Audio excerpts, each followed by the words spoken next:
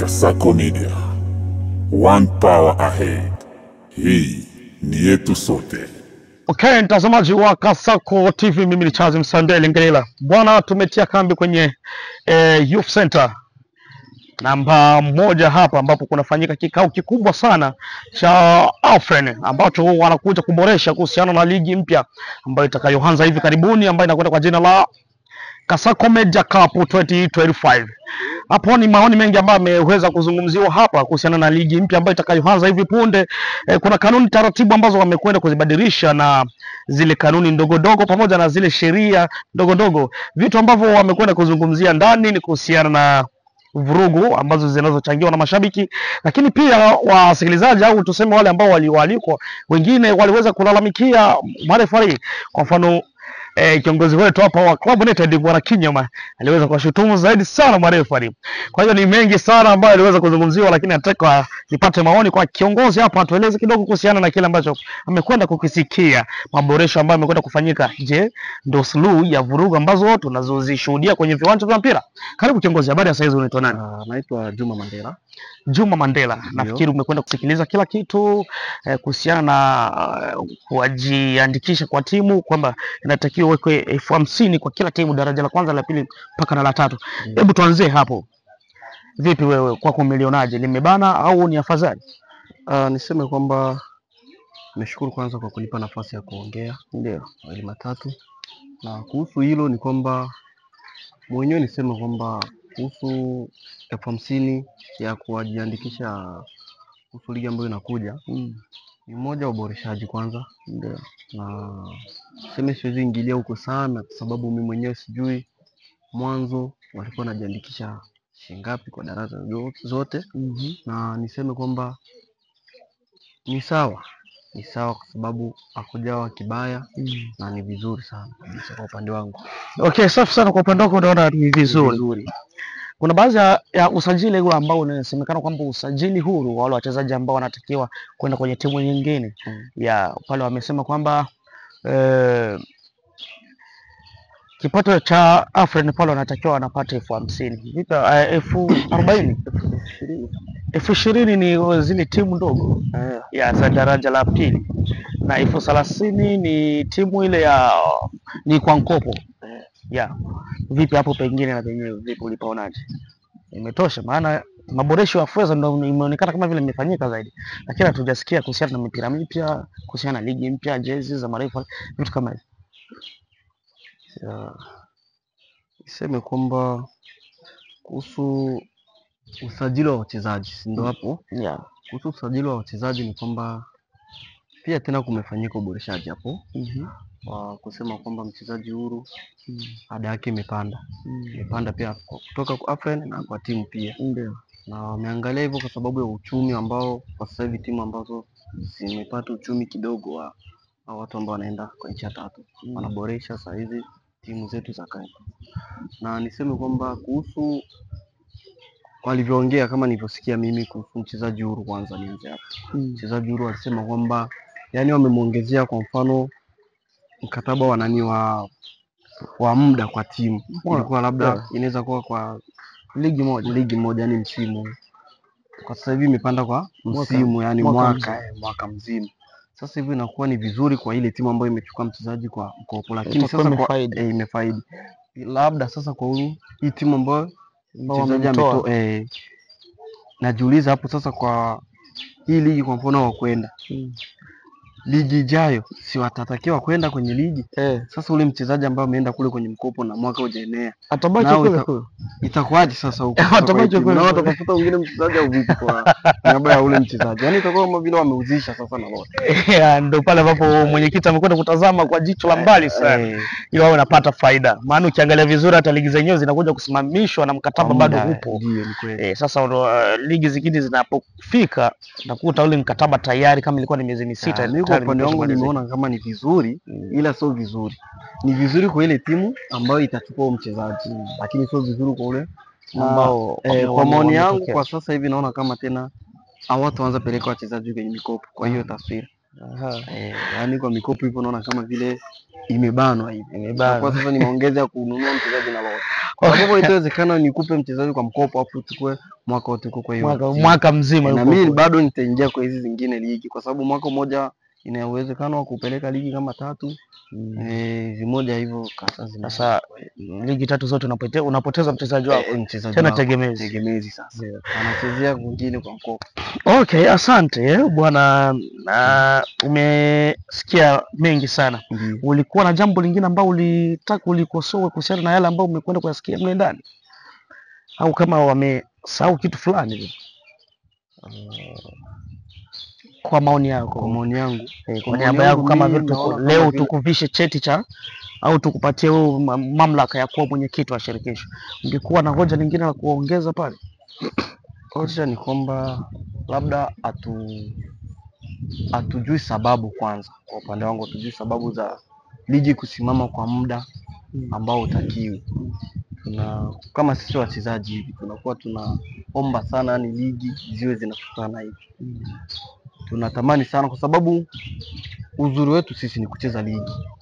Ndio furaha yetu sisi kucheza mechi yani ligi mechi. So hivi ambavyo vimesimama yani ligi kwa muda kwa takriban miezi ngapi? Miwili hata mitatu hivi. Inakuwa ni mmoja wapo kwa kempo gisi tunavyoishi sisi. Yaani wachezaji wanakuwa kama inakuwa imepotea afu tena wachezaji kambi inakuwa ichangamki. Wachezaji wanapoteza katika michezo kadhaa hivi inapoteza sana vizuri na inaweka hata watu ulevi unapungua kidogo. Mambo yale ya wizi yanakuwa yanatubana sisi wa vijana ili tujiweke katika hayo mambo ya michezo. Kwa hiyo ningeshauri hapo labda kama ulivyonipa nafasi ya kusema kwamba unanipa kama vile nafasi ya kuwa kama vile kama mwenyekiti. Niongee kama ile neno la kushauri kwa hivyo ambavyo nimesikia huko. Ningesema kwamba yote ambayo ameongeleka huko ni mazuri tu. Kwa sababu ameongea pointi nyingi sana na ni muhimu sana. Amegusia marefari, amegusia timu, amegusia viwanja, amegusia yani baadhi ya vitu vyote ambavyo vinahitajika kugusiwa yote amevikosoa. Okay, ulisema unaitwa nani tena? Juma Mandela. Okay, bwana tulikuwa na Juma Mandela amekwenda kuzungumza yake ya moyoni. Lakini akwaye peke yake tunataka tupate wadau wengine na wenyewe watoe yaliyo moyoni mwao kuhusiana na kile ambacho wamekwenda kukisikiliza humu ndani. Okay, mtazamaji wa Kasako. Tupo pale. Bado tunataka tupate maoni kutoka kwa wadau wa michezo. Unakutana na kiongozi hapa atajitambulisha na atatueleza ametokea wapi kwenye timu ipi. Karibu kiongozi. Kwa majina anaitwa Mbuto Asende maarufu kama Mkongwe Gatuzo. Mwakilishi wa timu ya G-Sport kambini Nyarugusu. Okay, asante sana. Hivi karibuni draw inakuja kuwekwa na ligi zinataka anza. Lakini hatujaona zile friend match. Hicho kitu kama vile kimeleta mkakasi mle ndani. Vipi kwa niaba yako wewe kama vile mwakilishi wa timu ya G-Sport? Hebu tueleze kidogo, ni vizuri au wamekurupuka? Ni kweli kabla ya ligi kabisa zingekuwepo friendly game, lakini yawezekana ni muda umebana na hivi ni takriban miezi 2 au 3 soka ilikuwa imesimamishwa kwa muda. Ila timu kama timu umo ndani kwenye kikao wao wameomba ziwepo game za friendly kabla ya ligi kuanza. Na kama haitowezekana basi hivyo tutakichapa, ina shida. Okay, safi sana. Ndio. Maboresho ambao wamekwenda kuyazungumza kuhusiana na usajili, kujiandikisha, masuala ya uboreshaji wa viwanja, yote hayo pia na ushauri kuhusiana na marefari. Je, katika ligi hii ambayo tunayoanza unaona mabadiliko yataweza kuonekana au yatakuwa ni yale ambayo tumekwenda kuyazoea ya vurugu uwanjani? Poa, labda nianze na hayo ya vurugu uwanjani. Ni kwamba kiuhalisia ni kwamba soka kambini Nyarugusu, ina maana kile ladha ya soka kambini Nyarugusu haipo tena. Ni kwamba imeporomoka kabisa. Ila niombe kwanza niongee haya. Cha heshima kabisa ni kwamba mimi nahitaji ladha ya soka kambini Nyarugusu iweze kurudishwa. Itarudishwaje ladha ya soka kambini Nyarugusu? Kabisa timu zetu kambini Nyarugusu zina asilimia kubwa za kuharibu soka kambini Nyarugusu. Ina maana zimechangia sana kuwepo na mporomoko wa ladha ya kutokuwepo kwenye michezo yetu hapa kambini Nyarugusu. Kivipi? Ina maana timu zetu wameweka rushwa mbele sana. Yawezekana na Timu sababu hizo. Sio Afred. Sio Afred, mimi nasema timu. Okay. Yawezekana uharibifu wa baadhi ya mechi upande wa marefari wanaochangia ni timu. Kiaje? Timu wameweka rushwa kipaumbele sana. Ina maana refari anaenda kuharibu mchezo Kisa ameshakula cha watu. Kisa ameshachukua hela kutoka timu fulani au timu baadhi. Ina maana refa akiharibu, sio refa ndo ndio kwa macho ya uhalisia hivi ni kweli refa ndo ameharibu, lakini kilichoharibu zaidi ni ile rushwa ambayo alipewa na timu. Hivyo niombe timu zetu kama itawezekana tuachane na rushwa. Tuachane na rushwa sababu rushwa angalau inatuharibia sana. Rushwa inatuharibia kabisa. Na kwa uboreshaji wa viwanja, mimi niombe timu wajaribu kuboresha viwanja vyao. Kwa sababu yawezekana kukawa na zile mechi za nyumbani na ugenini. Nalo hilo ni swala nzuri zaidi.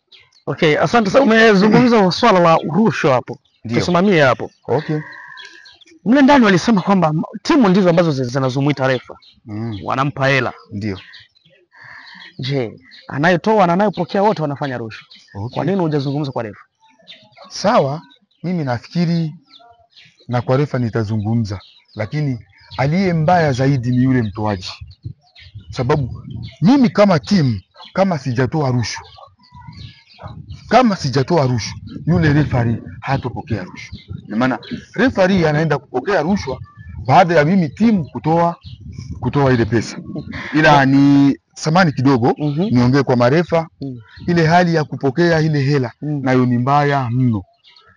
Sababu ina changamoto zake. Kwanza wanakwenda kujishushia hadhi na yawezekana siku moja ikapelekea refari kuuawa hata pale uwanjani.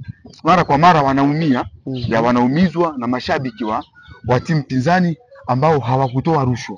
Ina maana niombe kwa marefari waache kupokea rushwa. Maana wasimamie kwenye msimamo wa urefari. Lakini refari alisimama pale akazungumza kila timu watoe mtu wao mmoja afundishwe. Refari kama vile amejikana sana kuhusiana na sakata zima la kupewa rushwa. Hilo umelisitizia hapa. Una ushahidi au una kitu ambacho kinachosababisha wewe uzungumze kwa kishindo kwamba wanapewa fedha? Marefari mimi nina uhakika wanapewa hela na timu zetu hizi. Una uhakika? Na ndio sababu kubwa ya marefari kuharibu. Ina maana kuharibu sana michezo yetu. Sababu gani? Refari ni binadamu. Na kuharibu kwa kupokea rushwa na kuharibu refa, ina maana yeye ni binadamu. Amekosea. Huwa inaonyesha kwamba refari hapa amekosea, ni ubinadamu. Ila hapa amekosea, ni rushwa amepokea. Acha nitoe mfano. Kuna game hapa kwa ligi ambayo imeisha, mechi ya Bilombe na D1. Refari ametoa kadi ya njano kwa golikipa wa Bilombe. Mchezo umeendelea. Tena ikawa imejirudia. Refari akatoa kadi ya njano ya pili kwa yule golikipa, lakini refari akagoma kutoa kadi nyekundu kwa yule golikipa. Lazima ilionyesha kitu fulani pale. Lakini kuna vigezo ambao walikwenda kuvitoa pale. Wakasema kwamba ile kadi ambayo walikwenda kupewa ilikuwa timu nzima kwa sababu ya masuala ya ushirikina. Okay. Mimi niseme kwa swala la kadi ya timu nzima, hiyo kadi inapewa na nahodha wa timu. Golikipa wa Bilombe hakuwa nahodha wa timu kwenye ule mchezo. Maana ile kadi ilimlenga kabisa. Lakini cha ajabu sasa, kulingana na timu zetu, baada ya shirikisho kukaa na bodi chini kuchukua maamuzi, Bilombe hawakuridhika. Wao walidai kwamba yale makosa ni ya refari. Maana kutoa kwake kadi nyekundu, kosa ni ya refari, sio yao. Wao wanaomba mchezo uendelee, lakini golikipa awe ule. Ina maana lakini refa alifungiwa. Refa alifungiwa na kuonesha kwamba refa alikuwa na haki. Refa ndo ambaye alionekana kwa hiyo shirikisho walikuwa na haki. Ila mimi nitaka nionyeshe ile hali ya Bilombe kukata rufaa na kuendelea kwamba ule golikipa aendelee na mchezo. Ina maana na wao kiukweli sio wangwana. na walionyesha hali ni kweli marefa wanachukua rushwa. Okay, asante sana. Sisi tusio warefu sana bwana, tumesikia kila kitu. Maswali usajili vipi na penyewe hapo umepaonaje? Maana tumesikia kule changizo itakuwa ni elfu ngapi ile? Elfu 40 50. 40. Kwa division ya kwanza, division ya pili 20 au 30? 30. Division ya tatu ndio 20. 20. Vipi hapo na penyewe? Maboresho wanadai kwamba maboresho yameonekana tu kwenye hela, lakini hawajaona maboresho kwenye vitendea kazi vya mpira, vitu vingine, uwanja, neti, kama hivi. Ni kweli mimi niseme kwamba vitendea kazi vipo. Kwanza kuna baadhi, vita ni vichache lakini kuna baadhi vipo. Labda niongelee swala la usajili kwa niaba ya ada. Nafikiri division ya kwanza imekuwa 40,000 kwa mchezaji huru. 40,000. Mimi kwa upande wangu naona haina shida. Ni vizuri. Ni vizuri kwa kuwa mara kwa mara timu zetu zimekuwa na ile hali ya kutaka kuchukua wachezaji kiuficho. Na ikiwa ile hadi itakuwa imepandishwa, labda ni kutaka kutoa onyo kwa matimu, na timu tuwe tayari kwa kusikiliza lile la ada ile 40,000 division ya kwanza. Haina shida. 40,000 tutakuwa tayari kutoa kwa wachezaji huru. Okay, asante sana kwa muda wako. Mimi niseme shukrani sana. Ndio. Kwa kiongozi wa timu ya G-Sport. G-Sport. Shukrani sana. Ndio. Charles Msambele Ngelela, bado tupo hapa Youth Center. Hii. Nipo na Sele. Samani kidogo hata nimalizie. Kuna lingine la kuchangia? Kwa ajili ya usajili. Ni kwamba kosa ambalo nakwenda kuliona kwenye sakata la usajili kabini Nyarugusu ni moja. Usajili unafanyika, inafika ile tarehe ya mwisho usajili kosa. Mimi nitaka nionyeshe angalau kwenye sakata nzima la usajili. Kabisa usajili unampa mchezaji heshima na ile hali ya kutaka kubadili mazingira pia na hali ya hewa. Nitaka nionyeshe kosa ambalo linajitokeza mara kwa mara kwenye usajili wa soka hapa kambini Nyarugusu. Ni kwamba tarehe inatolewa, usajili toka leo umeanza, na ifikapo tarehe 20 mfano usajili utakuwa umefika mwisho. Ile tarehe 20 inafika, usajili unafungwa. Ila kosa kubwa ya usajili sasa, tarehe 20 inafika, inaanza tarehe 21, lakini usajili huwa haufungwi kiuhalisia. Usajili bado unaendelea. Unaendelea kiuficho. Hapo niombe shirikisho na wao wawe wangwana. Asante sana. Na wenyewe wajikosoe. Usajili ukifungwa huwa umefungwa kabisa. Haya wana watu wa G-Sport na wenyewe wakwenda kutoa dukuduku lao kuhusiana na kila ambacho kinachokwenda kupitika kwenye ligi zetu za hapa Kambini. Bila shaka Kasako amekuja na mambo mapya, wanakuja kuboresha kila ngazi. Wewe wa marathon usijiweke nyuma. Wewe mwingine ambaye ni mlemavu, kuna mbio zenu ambazo na zenyewe zimekwenda kuanzishwa.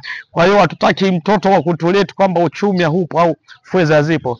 Jiingize kwenye michezo, utazipata hela. Mimi Charles Msambele Ngelela. Bye bye. Nipo na Sele Mwamba. Ciao. Kasako Media. One power ahead. Hii ni yetu sote.